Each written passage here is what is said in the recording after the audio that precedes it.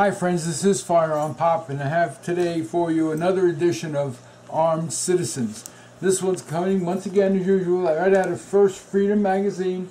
That's the NRA publication, and right on page 32 you'll find the Armed Citizen story. So without further ado, like I normally do, this is the first time I'm reading them as well, so I may flub a few lines, but at least you'll get my honest reactions to the article. So here we go. The Armed Citizen. When an altercation between a man and a woman escalated at Shoup's bar, the man was escorted out. As the troublemaker was being escorted out of the building by the bar's bouncer, he turned and drew a pistol. He began firing inside the main area of the bar, striking the woman, as well as two others. Aaron Childers, 25, the bar's bouncer, acted quickly, drawing his own gun and returning fire, killing the shooter. It was reported that 3 injured individuals did not sustain life-threatening wounds and are expected to recover. That happened in Huntington, West Virginia. Huntington, West Virginia. Didn't know bouncers were allowed to carry weapons, but I guess they can in Huntington, West Virginia. 4 people had been joking around setting up Christmas trees in a lot when they were approached by a man they did not know. The 29-year-old stranger grew agitated and seemed to think they were laughing at him. They assured the man that they were not and apologized. He then left the area but returned a short time later.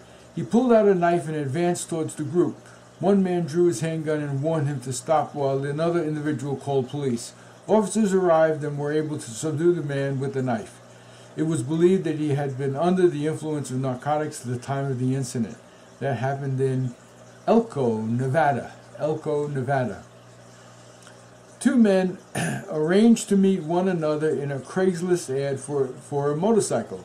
When they met, the man who posted the ad pulled out a gun and pointed it at the buyer, who was with his daughter and father.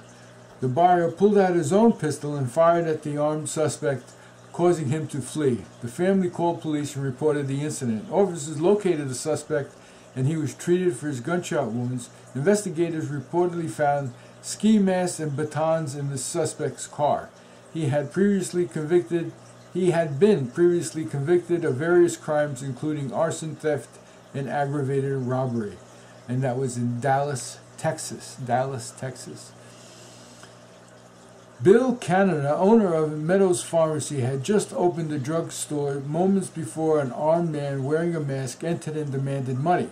Canada backed away from the robber, but the robber advanced towards him. Canada pulled out his gun and fired a single shot. The suspect's wounds proved fatal. Canada was not injured during the robbery, and that happened in Damas, Arkansas. D-U-M-A-S, Damas, Arkansas. I didn't want to pronounce it that way, but that's the way it came out. Everton Mosby, 24, was approached by 2 men outside of his home around 2 a.m. They forced Mosby inside the home where they beat him. During the assault, Mosby was able to pull out his concealed firearm. He fired at his attackers, striking both of them. The suspect was pronounced dead at the scene. The second assailant was treated for gunshot wounds to the knee before being placed under arrest. He was reported that surviving the suspect had been previously convicted of charges including breaking and entering, theft, criminal damaging, and felonious assault. And that was in Cleveland, Ohio.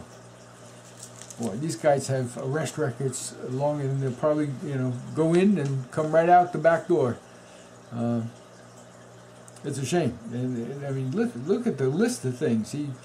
His charges had been including breaking and entering, theft, criminal damaging, and felonious assault. Anyway, on to the next. That's just really depressing that these people just kept being allowed out in the street. Colby Patout and Deborah Richard were witness to a vicious dog attack. They were mauling this guy's leg, Patout said. The man was cycling when 2 dogs attacked, biting his legs and eventually biting him off his bike. Patout and Richard rushed to help the man. Richard blocked traffic with her vehicle and Patout grabbed his gun. Patout tried to help the man, who was already seriously injured and bleeding excessively, but was forced to fire at one of the dogs, killing it. Patout said, "I knew this guy needed his life saved at this point. I would want you to stop and do the same for me." Animal control officers arrived a short time later and retrieved the second dog. Patout said, "This is what our firearms in the United States is all about. It is about saving lives." And it's Lafayette, Louisiana. Amen, brother. That's what the Second Amendment's all about, saving lives. People just don't understand that. Matt Dossier was walking by a neighborhood market around 9:30 p.m. when he witnessed two men pounding on the window, trying to get in. The owner of the market, Mohammed Ahmed, was inside screaming for help. Darso said, at first, nothing made sense. Then I saw the gun. Darso realized that two men had attempted to rob the market, but somehow got locked out when Ahmed fought back. Eager to help Ahmed, who was trapped inside and bleeding from the head, Dossier pulled out his concealed firearm, and the two suspects saw Dossier's firearm. They fled the scene. Ahmed had been hit in the head with one of the suspect's pistols. After a few surgical staples, Ahmed was expected to recover from his injuries. Dossier was unharmed during the attempted robbery, and that happened in Minneapolis, Minnesota. Minneapolis, Minnesota. Amen. So that's something we just heard a little different today, that the Second Amendment saves lives. And that's a good thing to spread around. The Second Amendment saves lives. This is FirearmPop. I hope you enjoyed these. Be safe out there, and God bless. Bye now.